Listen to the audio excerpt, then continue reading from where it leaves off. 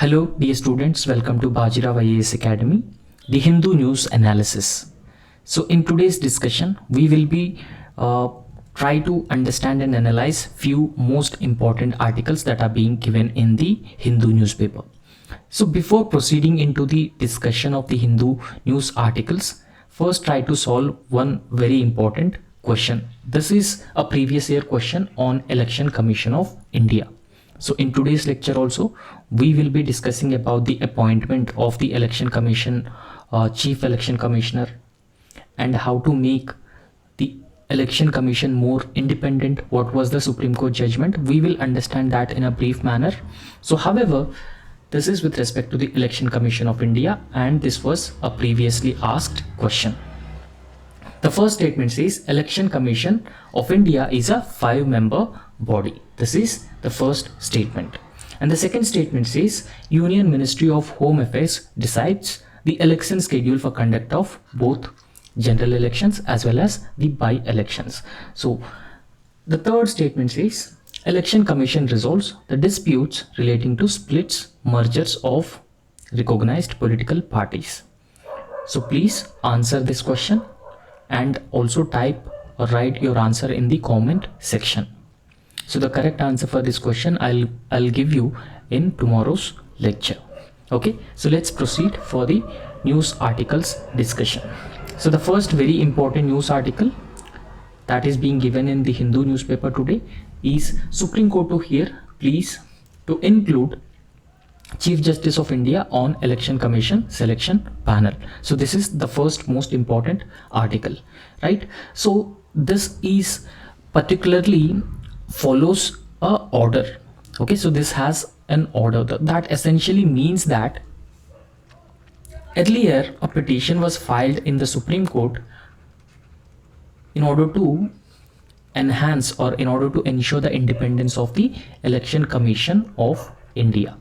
So if I can say why such petition has been filed in the Supreme Court for ensuring independence of the Election Commission of India, because the appointment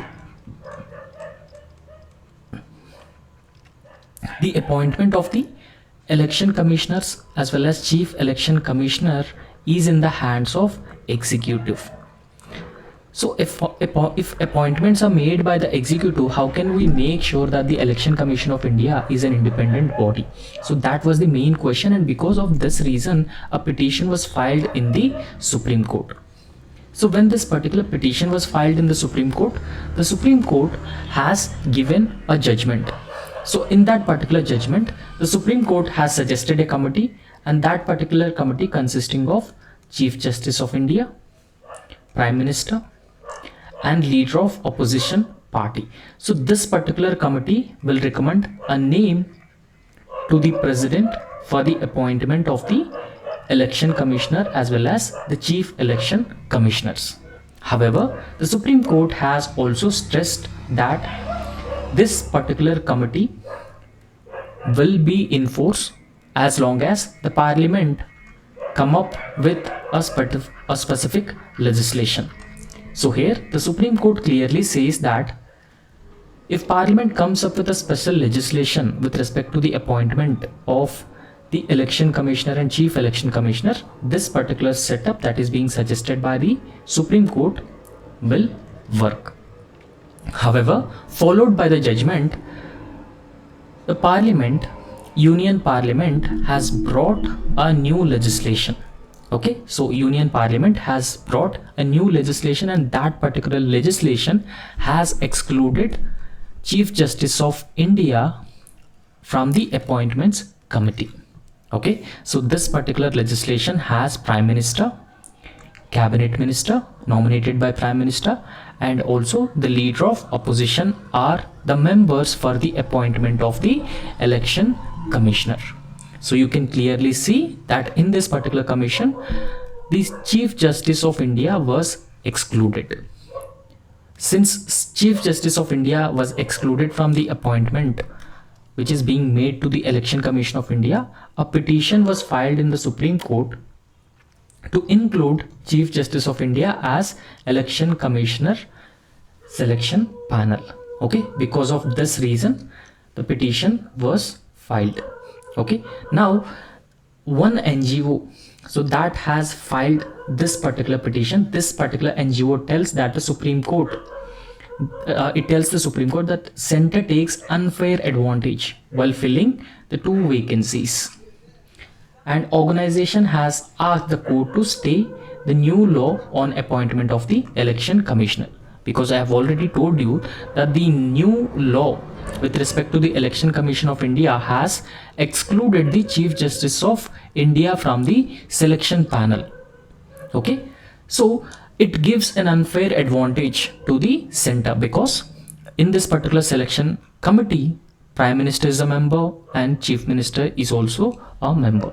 So because of this reason, the NGO says that it will give an unfair advantage to the center. So therefore, this particular NGO has asked the Supreme Court to declare or stay the new law over the appointment of the election commissioners. Okay, so you can see on the right side here, the Constitution Bench hearing a series of petitions.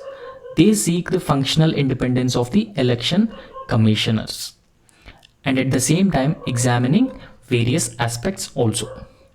So initially the appointment of Chief Election Commissioner and Election Commissioner will be made by a collegium, and this particular collegium consisting of Chief Minister, Chief Justice of India and Leader of Opposition, and this is as per the earlier judgment of the Supreme Court, and this is how the selection panel for the appointment of Election Commissioner and Chief Election Commissioner is as per the Supreme Court judgment.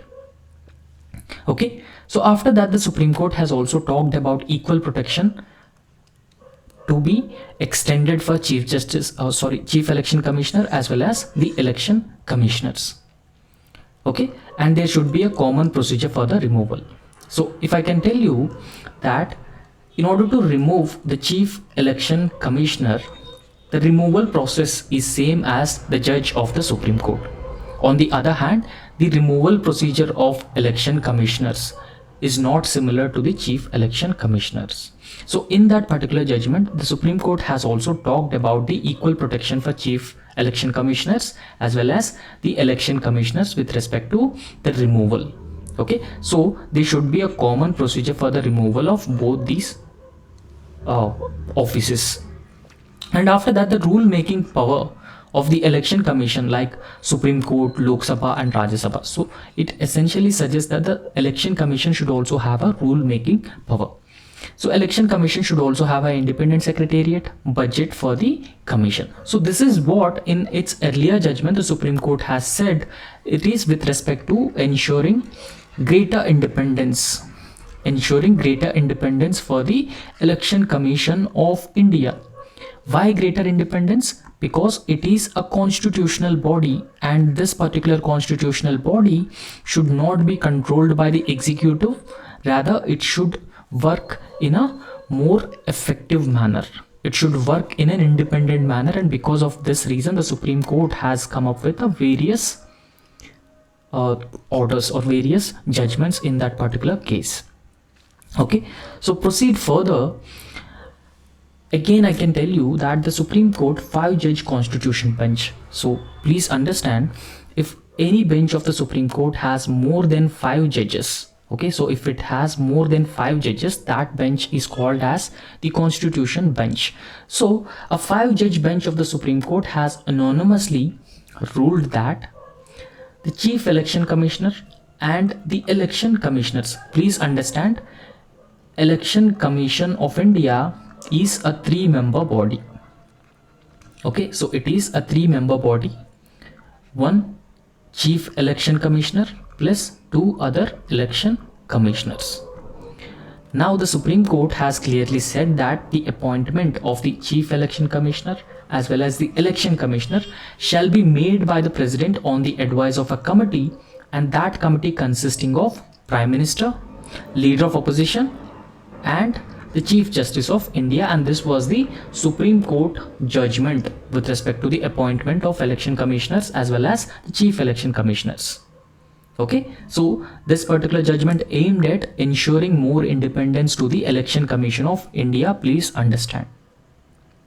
So in case if there is no leader of opposition, Okay, for example, if you can look at the current context, we can say that there's no leader of opposition. Okay, so in case of no leader of opposition is available, the leader of the largest opposition party in the Lok Sabha, okay, so will be part of this particular committee for the appointment of election commissioners as well as the chief election commissioners. Okay, so in terms of the numerical strength, will be part of such committee. So this is what the Supreme Court has said specifically with respect to the appointment of the election commissioner as well as chief election commissioners. However, after this particular judgment, please also understand, while delivering this judgment, the Supreme Court has said that this particular mechanism for the appointment of the chief election commissioners and election commissioner will be in force till Parliament has come up with any law. So what if the Parliament comes up with any law over the appointment of the election commissioners and chief election commissioners? Then Parliament will decide through the law. So after this judgment, the Parliament has passed the chief election commissioner and election commissioners appointment, conditions of service and term of office bill 2023. Okay, so this particular bill was introduced in the Rajya Sabha. So what does this bill says? How it is different from the earlier Supreme Court judgment over the appointment of the election commissioners? So first and foremost, we need to understand it has repealed the earlier existing legislation. The legislation was Election Commission, Conditions of Service of Election Commissioners and Transaction of Business Act 1991. Okay, so this particular legislation has repealed the earlier existing legislation with respect to the Election Commission of India that was passed in the year 1991. Okay, so secondly, this particular legislation also has provisions with respect to the appointment of election commissioners as well as chief election commissioners. So it adds that the chief election commissioner and other election commissioners, they will be appointed by the president based on the recommendations of a selection committee. What is the composition of selection committee? So the selection committee will consist of Prime Minister, Leader of Opposition in the Lok Sabha, and Union Cabinet Minister who is nominated by the Prime Minister. Okay, so this is how the selection committee actually consists. Now please understand, in earlier Supreme Court judgment with respect to the selection committee, what Supreme Court has said? So it will have members such as Prime Minister, Chief Justice of India and Leader of Opposition in the Lok Sabha. But now please understand the difference between this legislation and earlier Supreme Court judgment. So in this particular selection committee, there will be no place for the Chief Justice of India. Since there is no place for the Chief Justice of India, this is where the petition has said that the center may have unfair advantage. The center may have unfair advantage with respect to the appointment of the chief election commissioner as well as the election commissioners. So because of this reason, the petition was filed in the Supreme Court. Okay, so in case there is no leader of opposition, in case there is no leader of opposition in the Lok Sabha, or if Lok Sabha has not recognized any leader of opposition, the leader of single largest opposition party in Lok Sabha will assume this role, and this is what this particular legislation has said. Okay, so this is what this particular legislation has said with respect to the selection committee for the appointment. Now, what will be the implications of this particular move? What will be the negative consequences of this particular move by the center? That is the legislation which has excluded the Chief Justice of India from the selection committee. So it will have number of implications. So one implication would be the composition of selection committee in the bill raises questions on whether the process is now independent or still rigged in favor of the executive. So please understand, the earlier procedure for the appointment of Chief Election Commissioner plus Election Commissioner was heavily in favor of the executive, because executive used to recommend names to the president for the appointment of Chief Election Commissioner and Election Commissioner. Now if you look at this particular legislation has excluded CJI, and it has also provided for the Prime Minister and the Cabinet Minister. Okay, so out of 3 members, 2 members are from the government, 2 members are from the executive alone. So because of this reason, it is said that it will provide unfair advantage to the union executive while appointing the Chief Election Commissioner as well as the election commissioners. So after that, with the PM and Cabinet Minister, the nominated PM in 3-member panel, the LOP, the leader of opposition, LOP means the leader of opposition, is outvoted even before the process begins. Okay, so even if there is a leader of opposition is present in that particular selection committee, so because of this presence of 2 members from the executive alone would deviate the entire purpose of providing independence to the Election Commission of India. Okay, so therefore the petition has been filed. So that particular petition has asked to stay this legislation which has excluded the Chief Justice of India, and it has provided for the executive majority in the selection committee of Chief Election Commissioners and Election Commissioners, so that the independence of the Election Commission can be maintained. The constitutional role of the Election Commission of India can be further strengthened when it will be free from the executive control. Okay, so this is the overall objective of this particular article that is being given in today's newspaper. Next, we will look into the another very important article. So that is, recently India signed a free trade agreement with European Free Trade Association. So in earlier lecture also we have discussed about this free trade agreement between India and European Free Trade Association.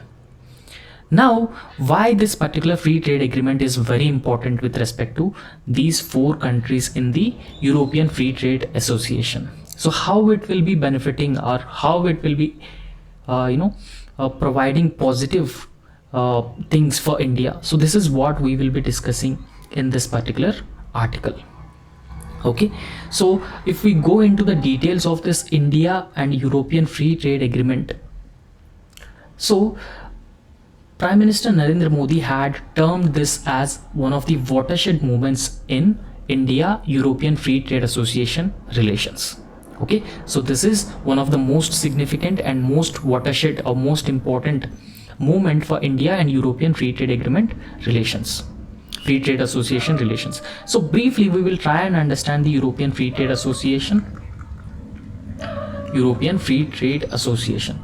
So this particular Free Trade Association is an intergovernmental body, right? So this is an intergovernmental body, and this particular body comprising of Switzerland, Norway, Iceland, as well as Liechtenstein. Okay, so these are the 4 countries that comprises European Free Trade Association. Okay, so these countries that are all in Europe but not part of the European Union. So here you have to understand all these countries, all these 4 countries are part of Europe, but they are not a part of the European Union. Now, what is the economic significance of European Free Trade Association? We have to understand that fact as well. Okay, so this European Free Trade Association countries have a combined GDP of over 1 trillion. What is India's combined GDP? It is around 3.5 trillion. Okay, however, if you look at the combined GDP of all these 4 countries, it is over 1 trillion. So in fact, these European Free Trade Association countries such as Switzerland, Norway, Iceland and Liechtenstein, so these nations are the 9th largest merchandise traders. Okay, so they are the 9th largest merchandise traders and also the 5th largest in commercial services, 5th largest in providing the commercial services. And in fact, India is European Free Trade Association's 5th largest trading partner after the European Union, United States, Britain and China. Okay, so if you look at the trading partners, the top trading partners of European Free Trade Association, they are European Union. European Union was the first or largest trading partner for the European Free Trade Association, followed by that European Union, United States, Britain and China, followed by China. India will be the fifth largest trading partner with this European Free Trade Association. Now, in this context, we will understand major features of India European Free Trade Association. Okay, so in this context, investment and employment, because the European Free Trade Association nations have committed to invest around $100 billion. Okay, so they have committed to invest $100 billion in India next 15 years. Apart from that, a 50 billion investments would be made in first 10 years, and $10 billion will be made in next 5 years. Okay, so it is also aimed to create around 1 million direct jobs within 15 years. Now, country like India, which has been facing the problem of unemployment, providing 1 million jobs will definitely help us. Okay, so it will definitely or significantly help us. So after that, we need to talk about the tariff reduction. Now, when I say tariff reduction, so when we are importing things from these European Free Trade Association, the tariffs would be reduced. And at the same time, our products would also get a lesser tariffs in these European Free Trade Association countries. So India, in fact, offered 83% of its tariff lines, and which covers 95.3% of European Free Trade Association's grouping exports. And apart from that, it also eliminated duties on most of the industrial goods such as Swiss watches, pharmaceutical products, and even the chocolates also. So after that, we need to talk about the volatility in service sector. Okay, so different provisions in the agreement provide improved market access to different services like financial services, telecommunication services, and maritime personnel. So after that, we need to talk about the technology transfer also. So technology transfer is also very important, especially for a developing country like India. So therefore, investments in key technology transfer in agriculture sector, renewable sector, pharmaceuticals, garments, and medical instruments can be made under this European Free Trade Association and India Free Trade Agreement. Okay, so this is trade and economic partnership agreement between India and European Free Trade Association. Now discuss this article. So what does this article says? It says that India signed the trade and economic partnership agreement with the European Free Trade Association. European Free Trade Association, right? So this trade and economic partnership agreement. Now, in this context, it is actually the block of 4 European countries. I've already discussed with you what are those 4 European countries. So those 4 countries are Switzerland, Norway, Iceland, and Liechtenstein. So those countries collectively known as European Free Trade Association. Please also understand these 4 countries are not part of the European Union, even though they are part of Europe. Okay, so these countries are part of Europe but not part of the European Union. So secondly, the market access terms.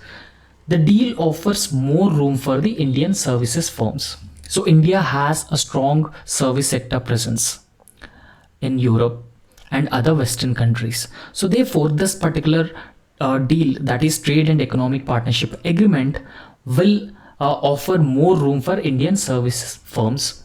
Okay, so it will have easier visa rules so that they can also tap other European markets using these countries as a base. Okay, so please also understand, with European Union we do not have any free trade agreement.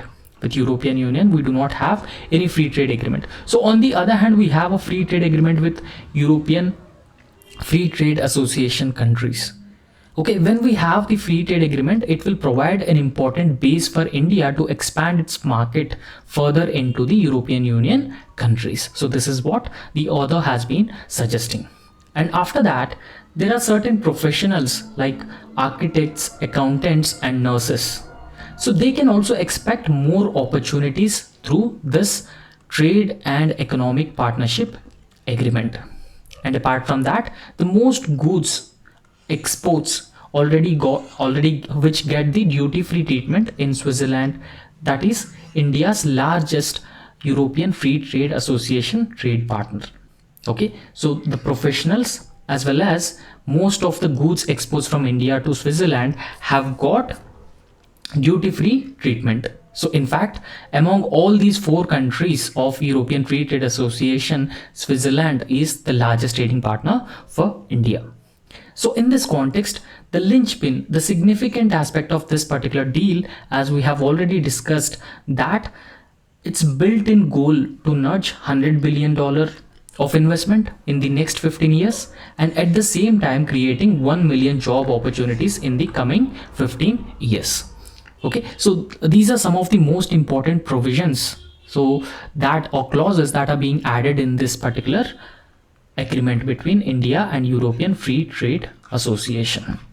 Okay, so in fact, Indian consumers, they can expect cheaper wine and chocolates, while producers may access the cheaper machinery, especially from this particular bloc. And if we are importing the wine and chocolates, so we can get them in a more cheaper manner because of this particular free trade agreement. So in fact, India's tariff cuts are linked to investment inflows, but full assessment of those outcomes will only happen after 20 years. Please remember, this deal is actually have a 15-year life. Okay, so this deal will be implemented in a gradual manner for 15 years. So persistent hard work is needed on both the sides to realize the above goals. Okay, so both these countries or both these trading blocs have to do a persistent hard work to realize the set goals.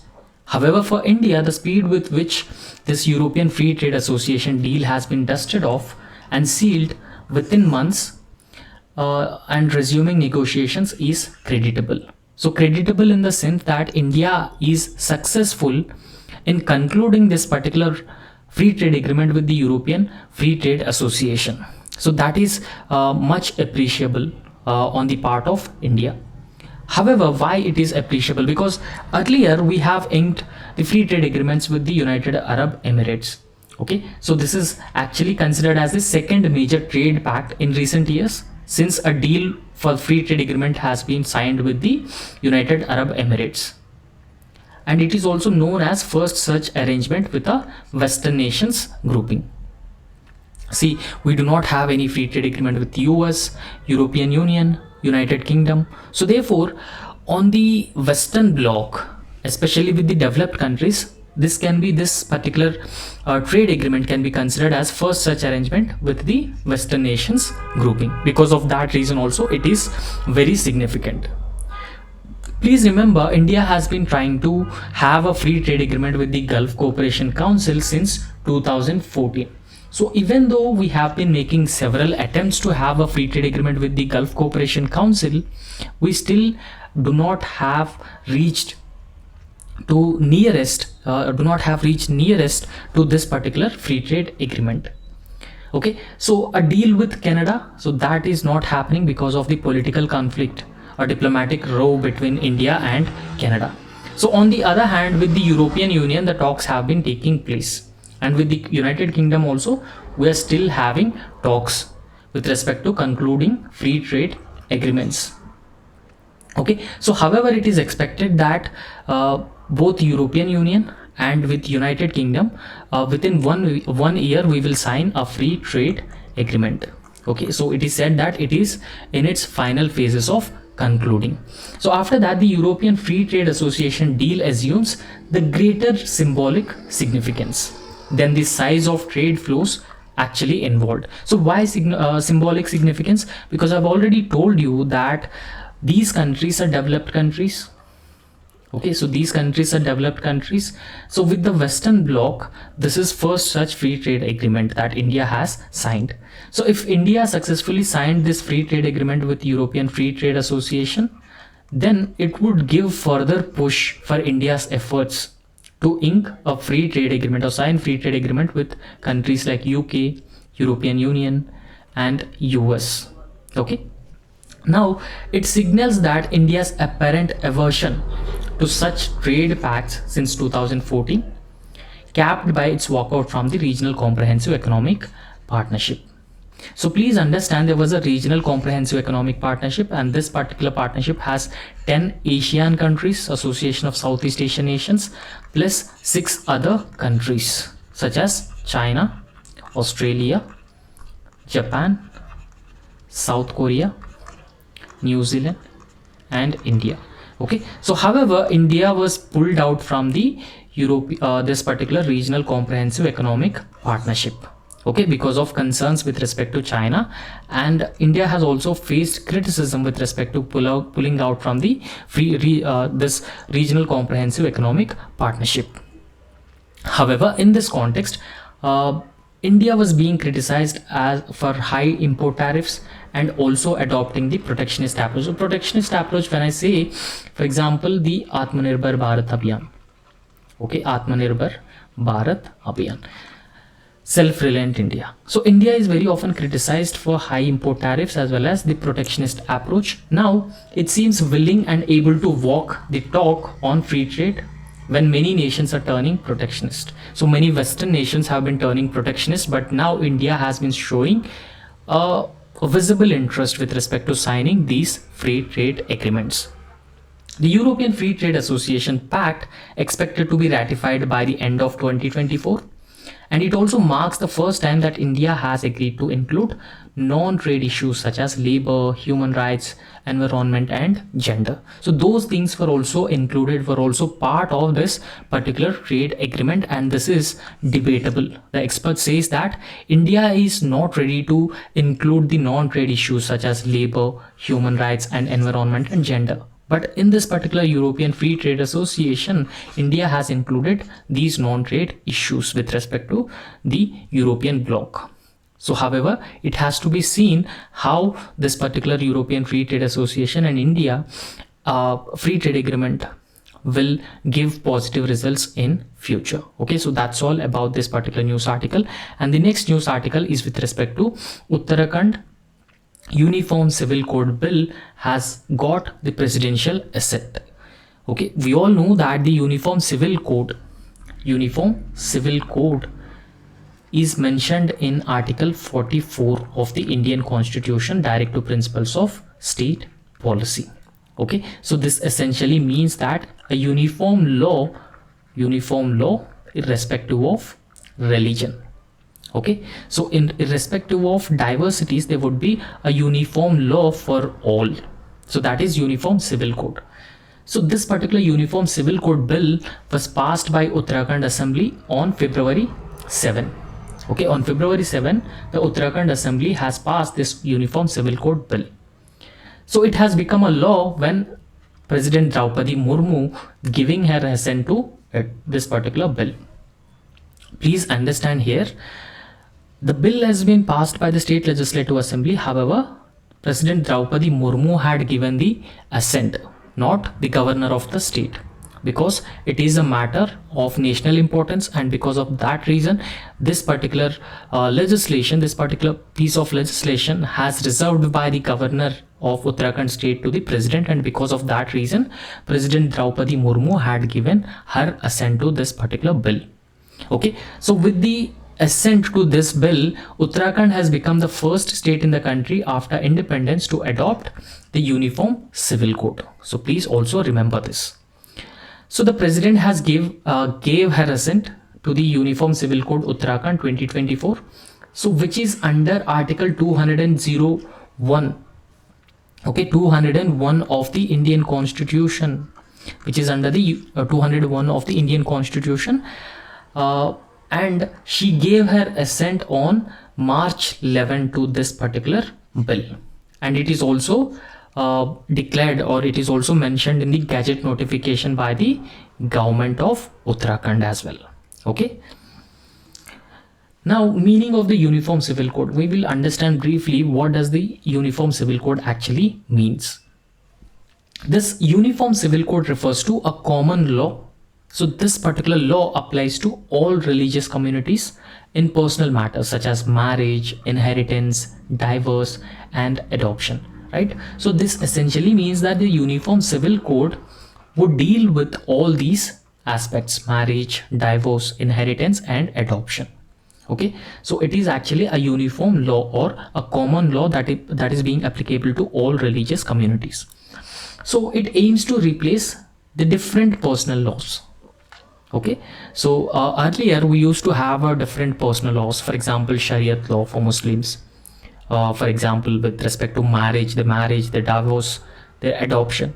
So therefore it aims to replace the different personal laws that currently govern the personal matters within different religious communities. For different religious communities, the personal matters would be governed by different laws. So now with the Uniform Civil Code, there would not be any different laws. There will be a common law, or there will be a single law. Okay, so that even deal with the personal matters of all those religious. So Uniform Civil Code primarily aims to promote social harmony, gender equality, or gender equality means that protecting women's rights. Okay, so it protects women's rights and secularism by eliminating the disparate legal systems based on different religions and communities. So after that, this particular code seeks to ensure uniformity of laws. So it will provide uniformity of laws not only between communities but also within the community. So therefore it will ensure the social harmony, promote the gender equality, and reduce the discrimination against the woman. Okay, now after that, what is the status of Uniform Civil Code in India? We need to understand this also. So as of now, the India does not have Uniform Civil Code. Okay, so we do not implement Uniform Civil Code at the national level, even though the Supreme Court has given the directive to the central government to implement the Uniform Civil Code. Okay, so at the national level we do not have the Uniform Civil Code, first thing. Okay, so instead of different personal laws based on their own religious customs, religious practices, those practices govern the matters such as marriage, divorce, inheritance, and adoption for the different religious communities. Still in India, different customs and practices, religious customs and practices govern these matters such as marriage, divorce, inheritance, and adoption.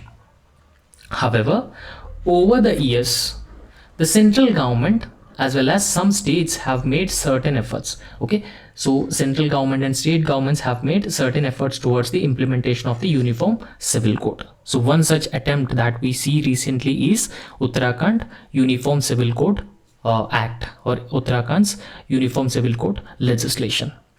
Okay, so that is part of the attempt by the center or state governments for the implementation of the Uniform Civil Code. So in this context, we will briefly understand the arguments in favor of the Uniform Civil Code as well as arguments against Uniform Civil Code. So in fact, in the Constituent Assembly, Dr. B.R. Ambedkar, he was the chairman of the drafting committee. He supported the implementation of the Uniform Civil Code. And after that, he viewed as a tool for national integration. Okay, so Shah Bano case. Okay, Uniform Civil Code is very often viewed as a tool for national integration and requested re-examination by the Supreme Court in Sarla Mudgul case. Okay, so the Supreme Court has requested to re-examine this Article 44 or implementation of the Uniform Civil Code. Now, what are the arguments against the Uniform Civil Code? The 21st Law Commission, UCC, was neither necessary nor desirable at this particular stage. So after that, the cultural diversity should not be compromised, because we are going to implement one single or one common law across the country, irrespective of religious practices and customs. Okay, so that may show negative impact on the cultural diversity, the existing cultural diversity that we have. It will also promote discrimination, and not difference lies at the root of inequality. Okay, so these are the negative consequences of the Uniform Civil Code. However, the Supreme Court in one of its judgment talked about the Uniform Civil Code. Okay, so Supreme Court favors the implementation of Uniform Civil Code throughout India, because it was being envisaged under Article 44 of the Indian Constitution of Directive Principles of State Policy. So in fact, Supreme Court has cited the Goa example. Okay, so the state has UCC for all irrespective of their religion, and no provision for triple talaq in Goa also. So after that, Muslim men whose marriages are registered in Goa cannot practice the polygamy also. So they cannot have multiple wives, they cannot have multiple marriages whose marriages were registered in Goa according to the Uniform Civil Code. And Supreme Court also says that there was no attempt made to frame Uniform Civil Code despite Supreme Court appeals in Shabano case and even the Sharla Mudgul cases. Okay, so there were no attempts from the central government to frame the Uniform Civil Code despite Supreme Court appeals. Okay, so Hindu laws were codified in the year 1956. So this is what the Supreme Court has said with respect to the implementation of the Uniform Civil Code, and these are the arguments in favor of UCC and arguments against UCC. Now, the next article is about the one-horned rhinoceros and Pabitora National Park in Assam. So this says Supreme Court stops Assam government's move to denotify the rhino habitat. Okay, so Assam government has been trying to denotify the rhino habitat. Okay, so because of some reasons. Okay, so the notification for this particular this particular wildlife sanctuary was issued in the year 1998. Okay, so now this has been denotifying. So denotifying this particular wildlife sanctuary will have severe consequences on the conservation of one-horned rhinoceros. The Supreme Court froze Assam government's move to withdraw nearly 26-year-old notification constituting Pabitora Wildlife Sanctuary. Okay, so which hosts one of the largest rhino populations in the country. Okay, so this particular Pabitora National Park hosts one of the largest rhino populations in the country, and the Assam government has in fact started withdrawing this particular wildlife sanctuary status. However, the Supreme Court had frozen or stalled this particular move. So the Assam government had established a committee to redraw the boundaries of the Pabitora Wildlife Sanctuary, and because of this particular reason it is in news. Now we will try and understand a few things about one-horned rhinoceros and Pabitora National Park as well. So this Pabitora National Park, it covers an area of 38.81 square kilometers, first thing, and it was notified by the government of Assam or government for Assam Forest Department in the year 1998. So according to a census that was carried out in the year 2022, the total one-horned rhinoceros population in this Pabitora National Park is 107. So in fact, the total number of one-horned rhinoceros in this Pabitora National Park is the world highest density of species that lives in this particular wildlife sanctuary. So when we talk about the rhinos, so there are 5 species and 11 subspecies. So those 5 species are white, black, Indian, Javan and Sumatran. So they essentially make up 5 species of rhino in the world. Okay, so these are 5 species of rhino, and this white and black rhinoceros are actually native to Africa. On the other hand, Indian, Javan, Sumatran, they can be found in both India as well as Asia also. Okay, so after that, if you look at the conservation status of rhinoceros, the animal is primarily found in the Himalayan foothills. So Himalayan foothills include both India and Nepal. Okay, so this animal primarily found in the Himalayan foothills. So if you look at the conservation status of this one-horned rhinoceros, IUCN, this particular IUCN, International Union for Conservation of Nature, has categorized one-horned rhino as also known as Indian rhinoceros as vulnerable. Okay, so IUCN status of this particular rhinoceros is vulnerable. Okay, so after that, the rhinoceros is also listed in Schedule 1 of the Wildlife Protection Act. That essentially means it enjoys the highest protection under the Wildlife Protection Act. Okay, so it enjoys highest protection as endangered animals enjoy. So after that, the Wildlife Protection Act 1972 also allows for destruction of wildlife parts including rhino horns under section 39 clause 3. So if there are wildlife parts that are being available and that are being traded illegally, so those parts would be destroyed, or those parts would be destructed under section 39 clause 3 of the Wildlife Protection Act. So there's also an international ban on trade of rhino horns under the Convention of International Trade in Endangered Species, so that is CITES. Okay, so this is the conservation status with respect to the one-horned rhinoceros and Pobitora National Park. Okay, so that's all in this lecture, and thank you so much, and we will meet again in our tomorrow's lecture. So please subscribe to our YouTube channel and also hit the like button if you like our video, and also answer the question in the comment section. Thank you.